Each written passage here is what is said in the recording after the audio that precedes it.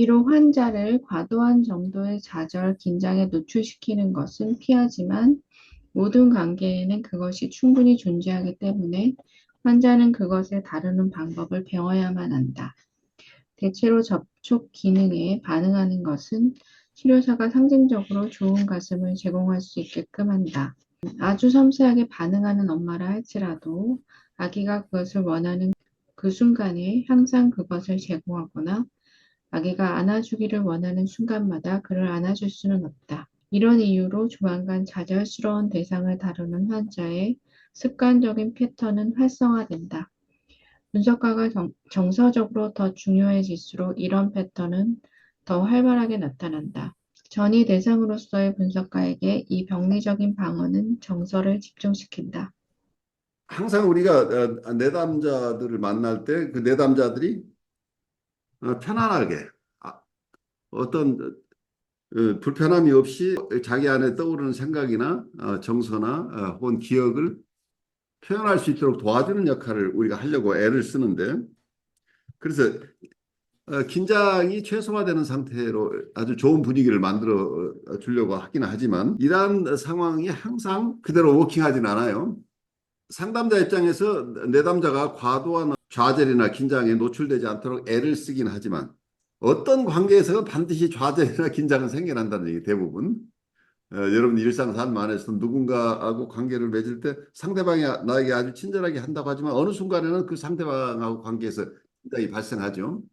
그래서 내담자가 접촉을 해올 때 그 접촉에 반응하는 경우에 어느 경우에나 환자가 편안하다고 느끼는 우리가 대답을 해주려고 애를 쓰긴 하지만 환자는 그걸 그대로 받아들이지 않고 어떤 사람은 편안하게 느끼고 어떤 사람은 불편하게 느끼는 거예요. 그리고 같은 인터벤션을 하더라도 상담자 입장에서는 최선을 다해서 어떤 반응을 하지만 그 반응이 내담자에게 어떻게 받아들여질지는 그 내담자의 상태에 따라 각각 다른 거죠. 그래서 어떤 인터벤션도 확실하게 상담자가 원하는 결과를 가져오지는 않아요. 어린아이의 예를 여기서 들고 있는 거죠. 아이가 엄마를 찾을 때 엄마가 아이가 젖 먹고 싶다고 하면 엄마가 안아서 아이의 젖을 주기 시작하는데 아이가 젖을 먹고 싶어 할 때마다 엄마가 젖을 줄 수는 없어요. 우선 아이의 상황을 봐서 꼭 젖을 줘야 되는 게 젖을 주지만 지금 젖을 주지 않아도 되고 엄마가 지금 시간이 없는 경우에는 아이가 원할 때마다 젖꼭지를 물릴 수 없는 거죠. 아이가 원할 때마다 젖을 줄 수도 없고, 그리고 아이가 그젖 먹고 싶은 시기를 딱 맞춰서 엄마가 젖을 주기 어렵다는 얘기예요. 엄마가 하던 일이 있으니까 어떨 때는 엄마가 딜레이 되네. 아이는 지금 당장 젖을 먹고 싶은데 엄마가 2, 3분 후에 나타나거나 해서 어떤 경우에는 이 좌절이라 이 프러스트레이션이라고 하는 거죠. 아이들이 텐션이나 프러스트레이션, 그리고 좌절이나 긴장을 전혀 경험하지 않는 이런 이상적인 상태는 없다는 얘기예요. 그래서 상담 안에서도 상징적으로 어쩌면 상담자가 모성적인 존재가 된다고 할 때 그 모성적인 존재가 항상 내담자 입장에서 만족스러운 대상은 되지 않는다는 얘기예요.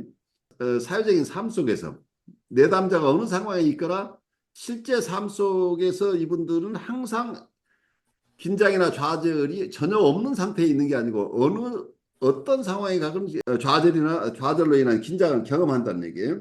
그래서 이분들이 상담에 와서 배우는 건 이 좌절과 좌절로 인한 긴장 혹은 공격성 이런 것을 어떻게 다룰 것인가를 배우는 거기 때문에 상담자가 공감을 충분히 하지 못하는 것, 그 자체를 타달 부분은 이건 어차피 발생한다는 얘기예요.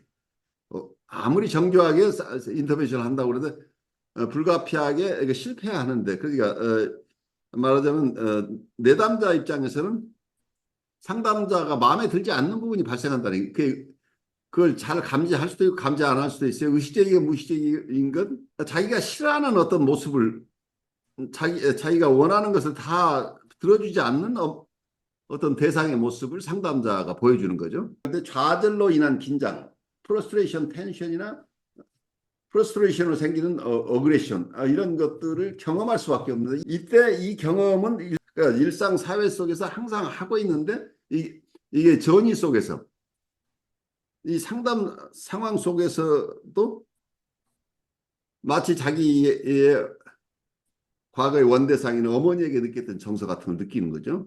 어머니가 나를 계속 좌절시킨 사람이면 이제 지금 상담자가 자기 얘기를 제때 잘 들어주지 못하는 게 화가 나는 거죠.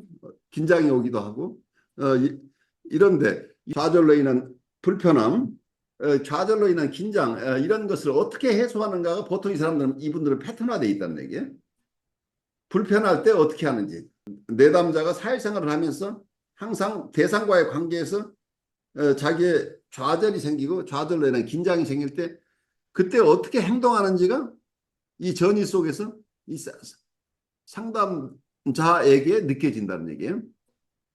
그래서 이런 전이 정서가 있을 때 이때 저항이 발생하는 경우에 전이 저항이라고 그러죠. 이때 화가 나면 말을 안 하는 사람 패턴은 말을 그냥 안 해요. 어떤 분은 선생님이 자기 얘기를 잘 들어주지 않는 것 같으니까 오히려 자기 얘기를 계속 반복하는 사람도 있을 수 있겠죠. 어떤 사람은 선생님한테 불편하다는 얘기를 하지 못하고 선생님 하고 있는데 제가 지금 답답해요라고 자기를 공격하는 패턴. 제가 불편하다. 선생님하고 관계에 선생님이 불편하다고 얘기를 못하고 내가 불편하다고 이제 이렇게 표현하기도 하고 여러 모습의 방식이 나오는데 이분들이 일상 삶 속에서 어떤 좌절, 긴장이 있을 때 이분들이 행동하는 패턴이 나오는데 이 패턴이 이 상담 안에서 그냥 어떠면 잘 상담자가 이걸 담아주면서 그렇지만 이런 긴장이나 좌절이 있을 때 이분의 행동 패턴에 따라서 그 상대방들이 말하자면 원대상, 어머니나 아버지가 이분에게 했던 것과는 다르게 이분들을 포용해낼 수 있는 상담자가 제공하는 환경이 있다고 한다면 이분들은 이런 좌절 공격성이 있을 때 계속 자기 얘기를 안 하고 버텨거나 철수해버리거나 혹은 빈말만 계속하는 이런 패턴을 가지고 이런 것에서 벗어날 수 있는 가능성이 있다는 얘기. 그래서 전이가 일어나는 것은 상담을 위해서 꼭 필요한데 전이가 일어나지만 그 전이 속에서 원래의 대상 관계나 혹은 이 상담 상황이 아니고 이분의 일상 삶 안에서 이분의 가족들과의 관계에서 혹은 회사에서 작업하는 과정 속에서 친구들하고 관계에서 이분들이 그런 긴장에 있을 때 부적절하게 반응하는 패턴을 이분은 또 드러낼 텐데 이게 저항으로 나오는데 이때 그 저항을 잘 받아줌으로써 오히려 이분이 저항하지 않고 자기 정서나 생각을 언어로 표현할 수 있도록 도와주는 역할을 이렇게 쭉 하면서 이분이 과거나 혹은 상담 밖에 실제 삶 속에서 이분이 의존하고 있는 전형적인 방어 패턴으로서 벗어날 수 있는 그런 환경을 제공하는 게 이 자격적인 환자를 돌보는 기법 중에 가장 중요한 기법이에요. 그래서 이분들이 내가 아무리 잘한다고 해도 내담자는 상담자에 대해서 좌절로 인한 긴장, 좌절로 인한 공격성을 이분들은 가질 수밖에 없다는 얘기예요. 그래요. 아이가 한 번도 울지 않고 어린 시절을 경험할 수 없는 것처럼 아이가 불편할 때마다 아이를 완벽하게 키워낼 수 있는 부모가 없는 것처럼 상담자도 내담자에게 공감하고 내담자의 정서를 안아주기도 하고 하지만 어떤 경우는 제대로 하지 못하고 실패해서 이분이 좌절 공격성을 느끼게 된다는 그 좌절 공격성을 느껴야만 상담이 또 진행되는 거기 때문에 이게 실패하는 게 아니라는 걸 이해 패러닥시컬하게 이분을 온전하게 다 공감해 줘야 되지만 그렇다면 온전하게 공감만 해가지고 되는 게 아니고 이분은 또 불가피하게 공감의 실패가 일어나고 또 경우에 따라서는 이분의 부당한 요구가 있을 때는 그 요구를 들어주지 않음으로써 치료의 조건, 치료의 세팅, 치료의 계약에 어긋나는 행동을 하는 것을 허용하지 않음으로써 자연적으로 이분에게는 내담자 입장에서는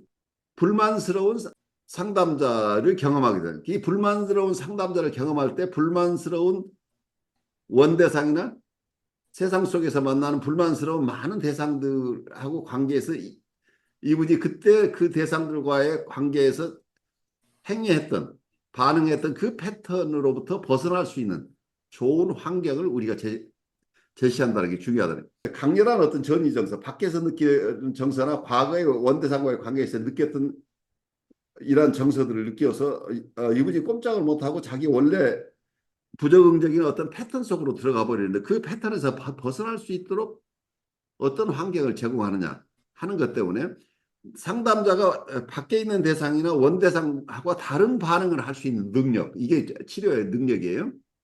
그러니까 상담자와 내담자 관계에서 상담자는 말하자면 과거의 원대상에게 화나게 하는 것 같은 정서를 우리에게 계속 불러일으킨다고 하는, 우리가 역전이가 우리가 느끼는 정서가 이분이 준 정서, 과거에 어머니가 느꼈을 정서, 어머니 입장에서는 얘가 자꾸 울었으니까 너무 답답해서 이때마다 화가 났었다고 한다면 나도 지금 화가 나요. 이분이 하는 어떤 행동을 보면서 그럼 그때마다 화를 내는 것이 아니라 그 화를 담아내면서 이분이 왜 그러는지 스스로 과거의 패턴과 다른 방식으로 반응할 수 있도록 시간이 굉장히 오래 걸리지만 이 과정을 인내롭게 가면서 이분이 새로운 반응 방식을 개발할 수 있도록 도와주는 겁니다. 그러면 사회의 부정적인 반응을 이분은 평생 하고 살아왔는데 이게 반복 충동이라고 그러죠. 계속해서 똑같은 어떤 행동 패턴을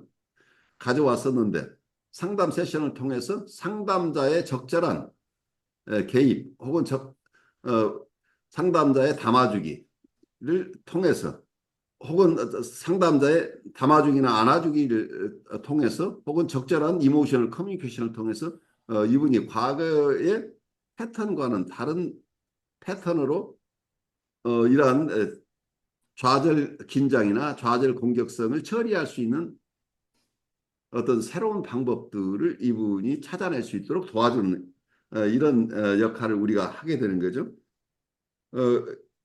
그래서 이분들이 어떤 과거의 병리적인 방어를 하게 된다는 것은 당연한 거라서 보셔야 돼요. 그 이분들이 반응하는 것은 그러니까 좌절 긴장이 생기는 좌절 공격성이 있을 때 이분들은 거기에 굉장한 정서가 실리죠. 이분들에게는 자기가 감당하기 어려운 정서적인 반응이 일어난다는 이 정서적인 반응이 원래 패턴대로 일어나지 않도록 도와주는 역할을 우리가 해야 되겠죠.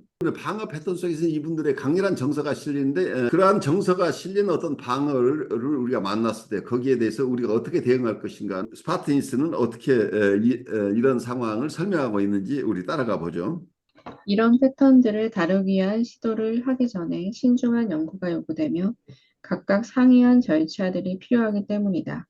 전이 대상이 분리되고 구분된 대상으로서 그 순간에 관계되어지는지를 먼저 파악한다. 다른 말로 하면 본질적으로 전이가 대상 오이디푸스 전이인지 아니면 완전히 자기애적 전이인지를 파악한다. 환자가 확실히 대상 지향적일 때에는 미숙한 패턴이 대상 전이 저항으로 식별된다. 그가 대체로 분석가를 나로서 또는 실제하지 않는 존재로서 관계하거나 분석가의 참여나 영향을 느끼지 못할 때 그 패턴은 자기애적 전이 저항으로 분류된다. 정신분열증 환자들이 왜 발생하는가에 대한 초심리학적 설명이 다양하게 있을 수 있는데 여기에서 스파르타니스 방식으로는 우선 현상적으로 파악을 했어요. 내담자가 상담자와 분리되어 있는 상담자를 자기와 분리된 대상으로 지금 인식하고 있는지, 상담자를 자기의 일부로 느끼거나 자기와 같은 존재로 느끼거나 이래서 분리되지 않은 존재로 느끼고 있는지가 우선 가장 중요한 구별이라는 얘기예요. 내담자가 상담자를 느낄 때 상담자는 나와 다른 사람이라고 느낀다고 한다면 이걸 보통 우리가 대상전이라고 불러요. 오브젝트 트랜스퍼런스라고 부르는 거죠. 대상이라고 할 때 대상이라는 말은 보통 정신분석에서는 대상을 사람을 얘기하는 경우 자기 이외의 사람을 대상으로 부르는 경우가 많이 있어요. 그래서 그 대상이 자기하고 구별되는 대상이라고 느끼는 경우가 있고 어떤 환자는 상담자를 독립된 사람으로 존재로 인정하지 않는 그 상담자가 따로 실제하지 않은 존재로 느끼고 자기의 몸에 자기의 신체의 일부로 느끼거나 상담자의 여러 인터벤션은 전혀 합리적으로 반응하지 않는 경우들이 있는 거죠. 우리말로 우이독경이란 말이죠. 소나 말에 대해서 어떻게 우리가 얘기를 해도 그 소나 말은 우리 말을 알아듣지 못하죠. 그러니까 상징의 세계에 충분히 들어오지 못한 사람들을 얘기해요. 그러니까 언어를 통해서 잘 커뮤니케이션이 잘 되지 않는 경우죠. 그래서 이런 분들은 프리버벌이라는 용어를 쓰는데 전 언어적인 상태. 혹은 프리에더펄이라고 하는 것은 오이디푸스키를 충분히 지나지 않은 상태. 오이디푸스키를 충분히 건너가지 못했다는 얘기는 엄마하고 아직은 합체된 엄마와 자기가 하나라고 느끼는 상태예요. 에더펄이나 프리버벌이나 이런 상태에 있는 분들은 일반 사람들이 생각하는 상징의 세계에 충분하게 들어오지 못했다는 얘기예요. 언어 랭귀지라고 하는 것은 크게 보면 이건 그 사회의 컬처죠. 언어나 문화 혹은 제도 혹은 그 규범, 그 사회 규범을 충분히 인식하거나 거기에 따르지 않는 사람들. 아직은 규칙을 자기 안에 내재화하지 못했다는 얘기예요. 내면화하지 못한 거죠. 그래서 어, 대상과 자기를 분리해내지 못하고 있는데 이런 상태에 있는 분들은 이 전이를 이걸 자기애적 전이라고 그래요. 대상과 자기를 구별해내지 못한 상태죠.